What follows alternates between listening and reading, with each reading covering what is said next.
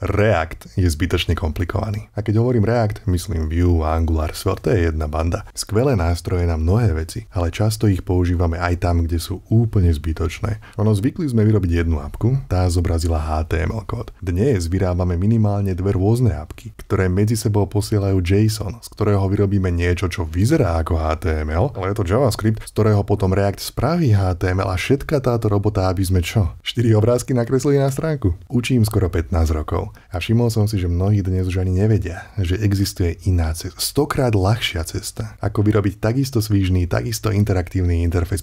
Počuj, poďme robiť interaktívne webové apky a poďme ich robiť bez JavaScriptu. Žiaden React, žiadne Vue, žiadne nič, len HTML.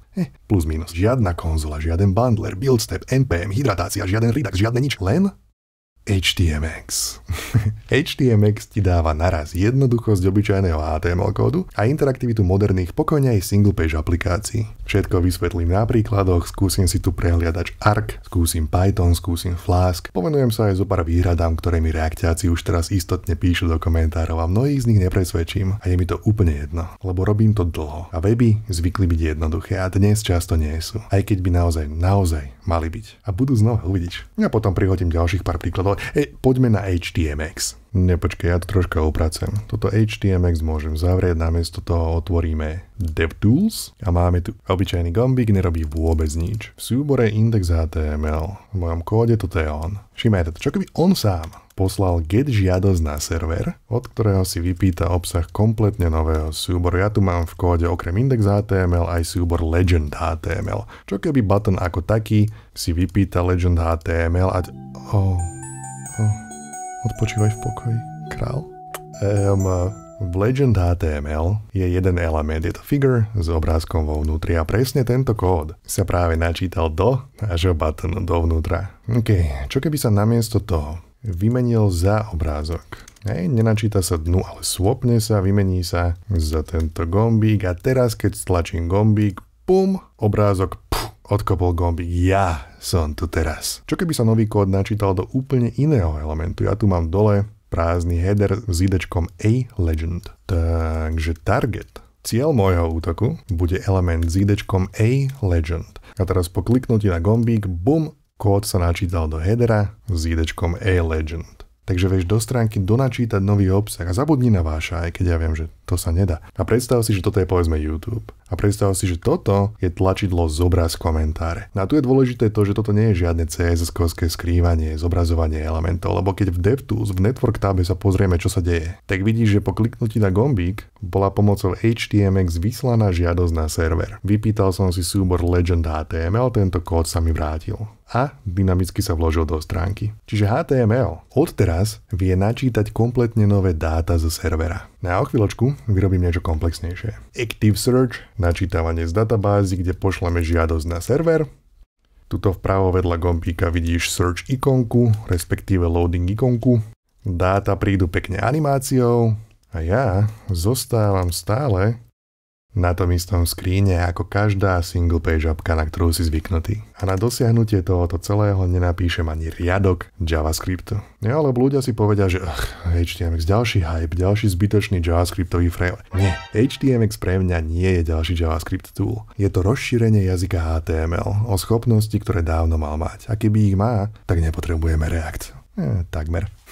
Toto je frontend kurz. A o čo sa snažíme na frontende? No, aby človek mal príjemný, svižný interfejs, nech sa mu pekne robí s našou appkou. Čiže chceme, aby sa stránka rýchlo načítala. Chceme, aby keď stlačíš gombík, zo servera vedeli prísť nové dáta, aby sa zobrazili peknou animáciou. No, vo Vue, React, Angular píšeme množstvo kódu, aby sme dosiahli niečo vlastne triviálne, lebo keby to zjednoduším, tak prehliadač nakreslí HTML na obrazovku. A čo chceme od neho? Chceme, aby keď klikneš na gombík, sa kúsok HTML kódu vymenil za iný kúsok HTML kódu. Chceme, aby keď poťukáš do klávesnice, sa kúsok HTML kódu vymenil za iný kúsok HTML kódu. To je celé. A myšlienka za HTMX je, že čo keby toto jazyk HTML zvládol sám? Čo keby to šlo bez JavaScriptu? Čo keby sa vývoj jazyka HTML nezasekol 15 rokov dozadu? Že HTMX nie je ďalší JavaScriptový framework. HTMX je rozšírenie jazyka HTML o zopár nových schopností, vďaka ktorým mnohé začne byť triviálne.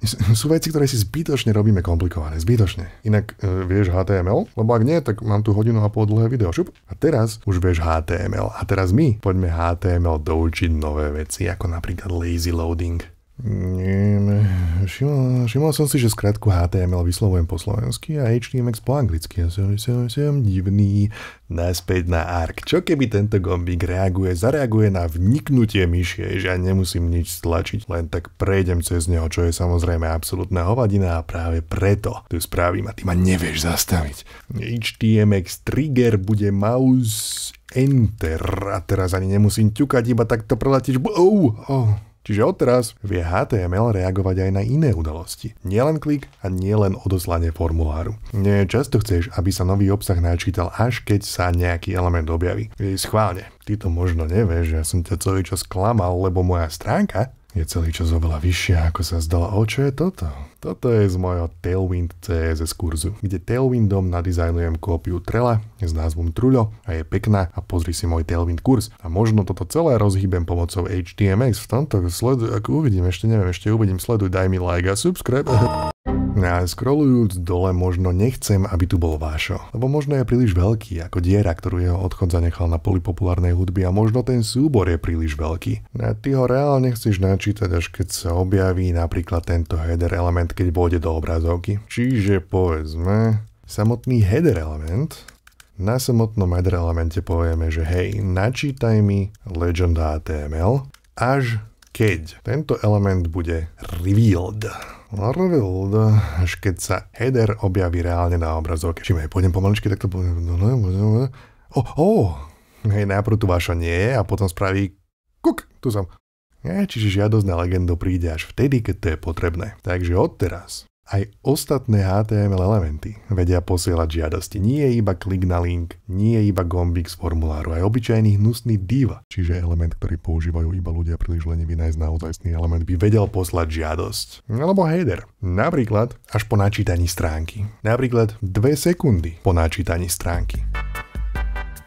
Lebo ty chceš stránku zobraziť hneď. Chceš, aby i hneď bola interagovateľná. A niektoré veci, Carson Gross, napríklad tvorca HTMX, používa príklad grafu. Čo ak toto by bol graf, ktorý trvá dlho vypočítať, nakresliť, ty nechceš, aby ten výpočet brzdil načítavanie stránky samotnej. Čo ak sú to obrázky, ktoré sú nižšie v stránke a nie sú okamžite potrebné. Možno niekto otvoril tvoju stránku a okamžite ju zavrel, lebo je hnusná. Na čo sa načítavali? Však klídek, neponáhľaj sa, počkaj kľudne, 2 sekundy. Stránka sa načíta, o 2 sekundy neskôr HTMX vyšle signál, že hej, začni robiť na tom gráfe pomaly a ten sa zobrazí, keď bude hotový. Toto je tzv. Lazy loading, častá vec a keď už sme pri týchto veľkých slovách, tak čo také nové slovo, že polling? Čo je niečo, čo by Slovenská republika už nemala nikdy robiť, exit polling. Nové dáta prichádzajú každú 1 sekundu. Bum, bum, bum. A čo keby sa tieto nové dáta vložia, swapnú before end, pred koniec tohoto header elementu, bum, bum, a toto sa deje. A ty nemôžeš povedať, že toto sa nedieje, lebo toto sa definitívne deje a nenapísal som ani jeden jediný riadok JavaScriptu. Ale tu sa pomaly dostávame aj k odpovedi, že či existuje niečo ako priveľa legenda existuje, takže možno by to stačilo naozaj, keby sa to udeje raz a možno pol sekundy potom, ako sa stránka načíta, ten swap už ani nepotrebujeme a OK, klidek, pohode. No ale ty vidíš, že pravidelne pýtať dáta od serveru je triviálne. A že vďaka HTMX vieš žiadosť poslať nielen, že každý HTML element, ale môže to byť každý typ žiadosti.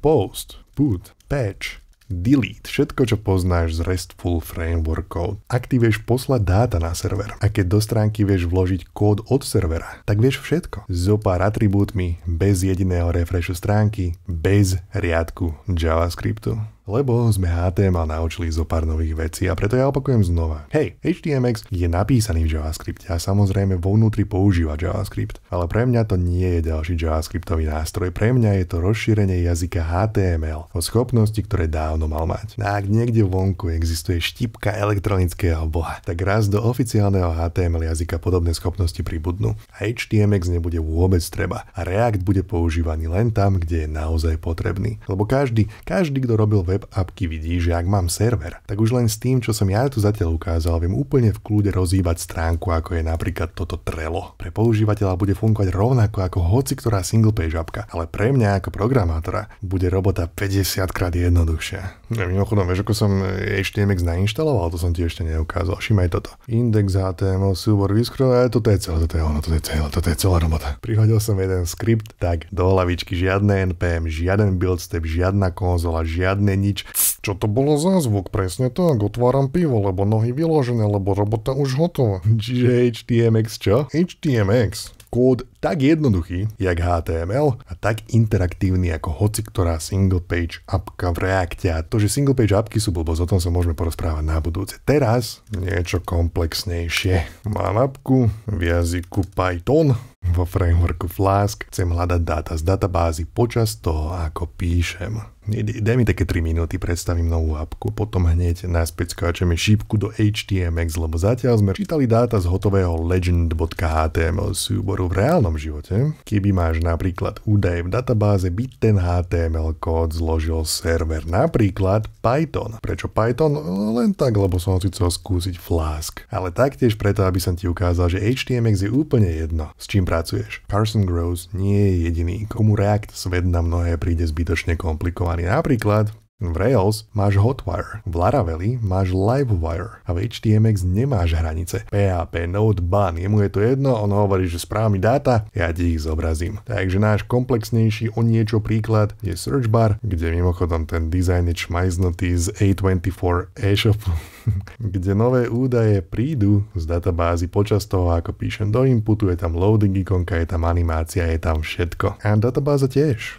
Postgres, SQLite, Maria, dáta maj kde chceš. Teraz to znie, že som dostal mozgovú porážku a hovorím náhodné slabiky. Ja ich mám len v súbore movies.json, čiže dáta budem čítať z disku a všetko sú to filmy. Toto je náhodný zoznam, ktorý som našiel a na internete neviem ani, či sú správne tie údaje. Ani ma to nezaujíma. Teraz ja len chcem hľadať podľa názvu, režiséra a hercov. Začnem s takouto klasickou serverom poháňanou stránkou, kde keď píšem do inputu absolútne nič sa nedeje, až keď stlačím gombík. Kompletne všetko, čo mal doteraz nakreslené, spláchne do záchoda a načíta celú stránku znova, ale tento raz s novými dátami, kde Python podľa adresy nájde filmy v databáze, vyrobí z nich HTML kód a ten si ja budem pýtať cez HTMX. Ja už mám v appke adresy prichystané, napríklad adresa movie/idčko.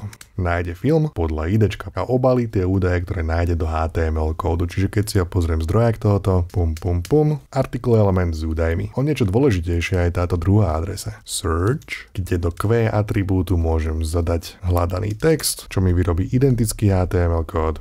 Ale pre každý jeden nájdený film podľa hľadaného textu. Je tam aj nejaký Jarmuš.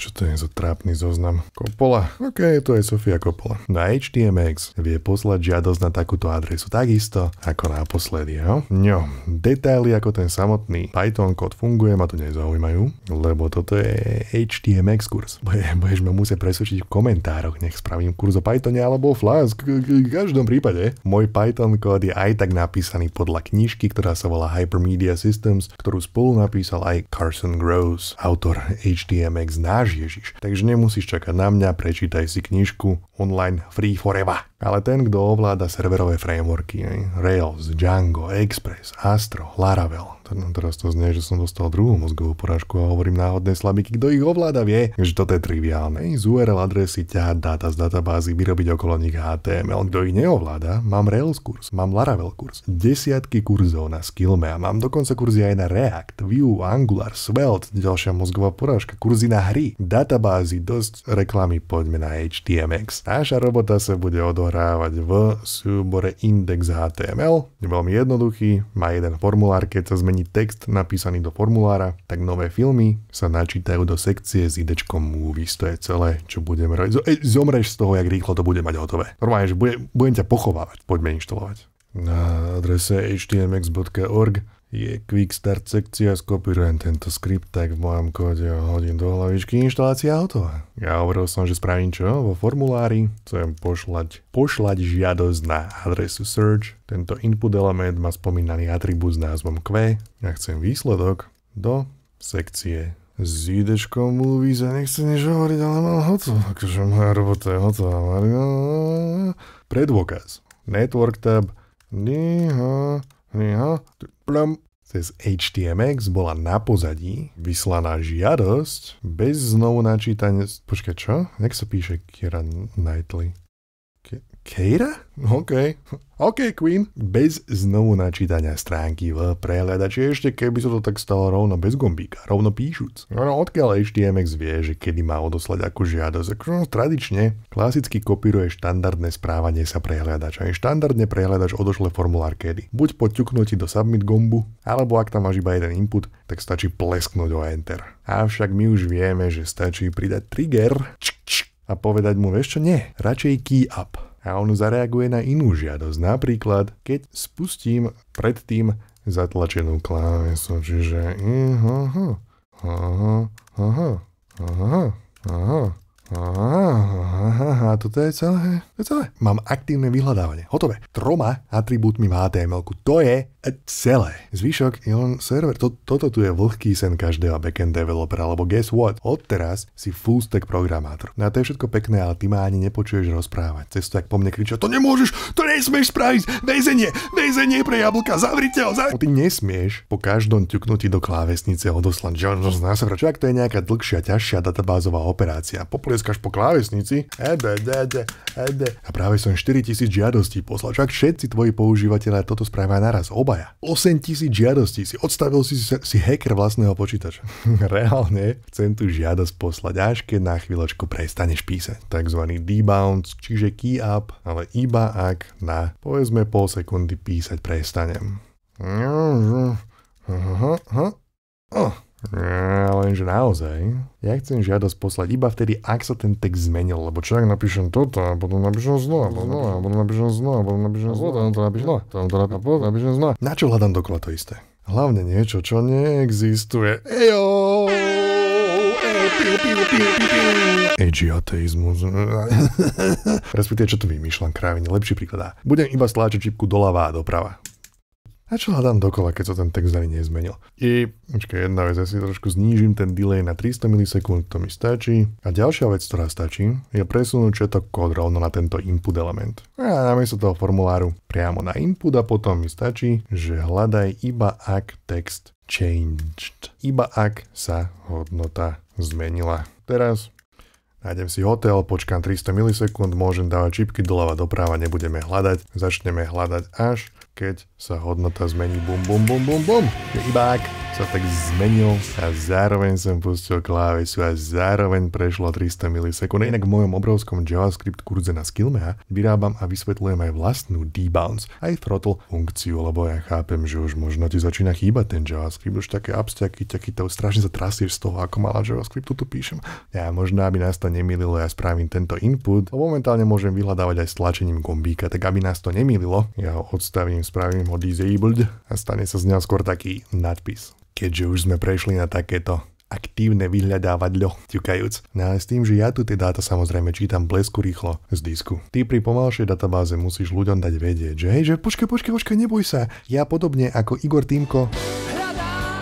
Predstav si, keby nevysvetľujem všetko, však dokopy som asi 10 riadkov napísal. A koľko funkcionality v nich bolo. A nemusíš si to ani predstavovať. Na Patreon dávam kurzy aj ako text. Nemusíš ma počúvať, len kopíruješ. Takže moja databáza je lož, lebo čítam rýchlo z disku, ale zasimulujme si jak Neymar, že návrat dát chvíľku trvá, napríklad zaspí na 2 sekundy pri hľadaní. No a ty nesmieš nechať používateľa 2 sekundy bez reakcie.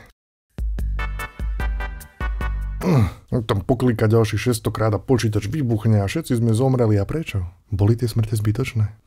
Škoda, že HTMX nemá vstávaný jednoduchý spôsob, ako pridať loading ikonku. Škoda, že nestačí napísať HX indikátor a teraz element v tomto prípade s klasom loading, keby tu nejaký mám. A budem mať, lebo ja tu celý čas mám pripravenú v obrázkoch animovaný png. Tu sedí na lavičke v zálohe a jak ho môžem nepoužiť, keď sa volá Throber? Takže pridám image, prihodím si image element s klasom loading a ikonku. Samozrejme chcem, aby začal skrieť. Nehľadám furt, nie som Bono. CSS-ku a CSS to šupnem možno aj na spodok. Loading ikonka začne s priesvitnosťou kompletnou, ale poviem, že zmenu opacity rob po dobu 100 milisekúnd ease in postupne. Ale s tým, že ak sa zároveň na takomto elemente deje HTMX request, čo je class, ktorý HTMX pridá sám, tak ikonku zviditeľníme. To je celé. Bum. Scorsese. Pum. Mám ikonku. Len škoda, že tie filmy, po tých 2 sekundách iba tak bliknú do existencie. Že neprídu takou jemnou animáciou. Škoda, že HTMX nevie pomôcť. Nebuď naivný. Najprv odstavím to 2-sekundové čakanie. Ja chcem veci hneď, ADHD. A animácie nájdeš v dokumentácii. Podobne ako všetko nájdeš v dokumentácii, čo som ukazoval. A všetky príklady v dokumentácii sú veľmi jednoduché, lebo HTMX je veľmi jednoduché. Čiže vidíš, že HTMX pridáva class HTMX edit pre elementy, ktoré práve boli pridané. Takže ja si môžem zobrať podobný kód. Akurát v mojom prípade ja pridávam elementy s klásom movie. Čiže ja tu mám pripravené CSS pre movies, pohodičke zoscrollujem aj dole a nakopčím to sem. Ja v mojom prípade sú to elementy s klásom movies. A objavia sa rýchlo, povedzme za 150 milisekúnd. Toto je inak, keď ja učím ľudí CSS animácie, tak oni robia hrozne dlhé. Sekundu. Sa objavuje tak plávať želatinou. Kde to musí byť tak bum. Akože ty správ takú animáciu a vychutnaj si ju, uži si ju, kľudne ju správ 10 sekundov. Ale keď sa vynadívaš, zmeni na zlomok sekundy. Ľudia nemôžu čakať na teba. Čo to musí? Počkaj, jednotné číslo. Movie by to malo byť. Geo. Čiže teraz Tarantino. Pup. Kevin, pup. S tým, že už vieš. Ty už vieš, že pomocou HX swap vieš určiť dokonca, kam presne sa tie elementy majú zobraziť. Myslím, že inner HTML je defaultná hodnota. Vyskúšame, pozrieme sa na to. HTMX, HX swap. Nájdeme si v dokumentácii. Defaultná hodnota je inner HTML. Toto celé len na ukážku, že v HX swap ty navyše vieš povedať, nech mu to vkladanie elementov trvá sekundu, alebo v našom prípade 150 milisekúnd. Nech zaručím, že naša 150 milisekundová animácia sa má čas prehrať úplne celá. To možno ani není potrebné, každopádne máme hotovo. Finál hotovo. A toto vyhľadávanie ako také, keď sa pozrieme na to, čo všetko sa tu deje, je to celko komplexná funkcionalita. Bežne vyžaduje kopu JavaScriptu, až na to, že ja som nenapísal ani riadok. Až na to, že ja som napísal zopár jednoduchých HTML atribútov. A toto je celé. A keď sa nad tým zamyslíš, ty chceš HTML zobraziť, vyhľadávať, nahradiť, poslať dáta na server, on ich spracuje, výsledok zobrazíš. Práve som popísal absolútnu väčšinu stránok. A keby ty robíš nejaký e-shop, tak vyhľadávanie už máš, práve sme ho spravili. Pri produktoch si potom predstav taký gombík, že pridať do košíka. Na taký gombík dáš hx get alebo post, target, zacieliš ten element, čo vieš a lieta vpravo hore, tam sa zobrazí ten nový záchod, čo si práve ideš kúpiť. No alebo keby robíš Trello, možno teraz spravím Trello. Čokoľvek spravím ako ďalšie, bude to bez obkecov, budem len kód búchať. A pozri si ďalšie príklady na HTMX stránke. Chceš mi povedať, že toto ti nestačí na 80, 90% všetkej tvojej roboty? Lebo mne to stačí bohate. A pozri si tento veľký príklad. Z Django.com. Reálny SaaS produkt, apka, ktorá beží roky. Oni vymenili v nej React za HTMX. A tvrdia, že interfejs absolútne nijak neutrpel. Stránka sa používa identicky, ale zbavili sa 67% kódu, 96% JavaScriptových dependencies. Stránka je rýchlejšia, menej pamäte papa, zvládne viac dát. Ja, nepočúvaj mňa. Pusti si prednášku. Počúvaj tohoto Francúza? HTMX je reálna vec. Je to dobrá vec. Ja som jablko. A konečne ma znovu baví frontend. Keď ja hovorím, že React je komplikovaný, ja nemyslím naučiť sa React. To nie je chirurgia rakiet, ale všetko to orientovať sa v jeho verziách a v jeho ekosystéme a každý týždeň v nových pravidlách, ako ho písať správne. A keď si pozrieš Next.js a o rok si pozrieš Next.js, tak môžeš sa učiť kompletne novú vec. A čo je taint pre Boha? Dnes som si otvoril Twitter a vyzerá, že sa znova snažia vymyslieť PHPčko. Akože sme OK, potrebujeme pomoc. Už len orientovať sa vo všetkých tých zmenách je to full-time job. Naproti tomu HTMX, tých zopár atribútov, to ani tam ani nie je čo sa učiť. Máš Hotwire, máš Livewire, existuje Unpoly.js. To sú všetko tie isté koncepty. Viac ľudí vidí, že máme problém.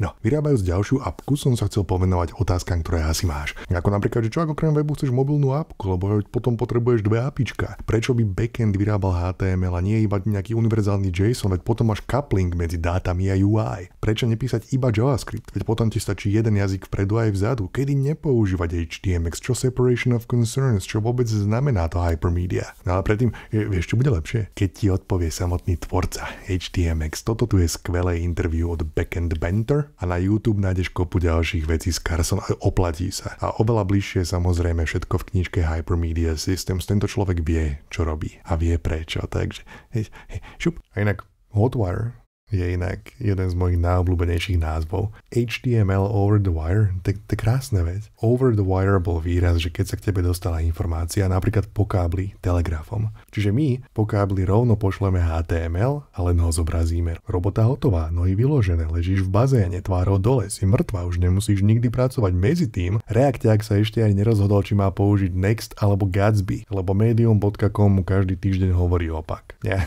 som si istý, že mnohým toto celé príde nekorektné. Alebo ako si oklamané. Hlavne tým, ktorí nikdy nezažili iný spôsob, ako posielať si JSON medzi dvoma apkami. Ale ako pozrime sa na to, čo je naozaj dôležité. Pre používateľa môj výtvor funguje takisto, ako keby to bola single page apka napísaná v Reacte. Lenže pre mňa ako programátora tá robota bola 100-krát ľahšia. A toto nie je komplikovaný kus softvéru. Neexistuje dôvod, aby jeho písanie bolo ťažké. A to platí pre väčšinu stránok, väčšinu apiek, čo ako možno ty si výnimka, ale väčšina z nás nerobí zložitú robotu. Ale zbytočne si ju robíme zložitou veľmi často. Niektorí budú vidieť to, čo tu robím a povedia si, že no ale okej, ale to nie je naozaj, to je len taká hračka. Ľudia majú občas pocit, že robota musí byť ťažká a komplikovaná, že inak nie je skutočná. Nie, to je len taká hračka pre pár ľudí, to sa nedá použiť na produkcii. Ja len pripomeniem, že toto isté mi hovorili o Laraveli. Toto isté mi hovorili o Vue.js, keď som na ne robil kurzy. Nie, napríklad Nike by to istotne nepoužili na žiaden reálny produkt. OK, Vue Source, HTML...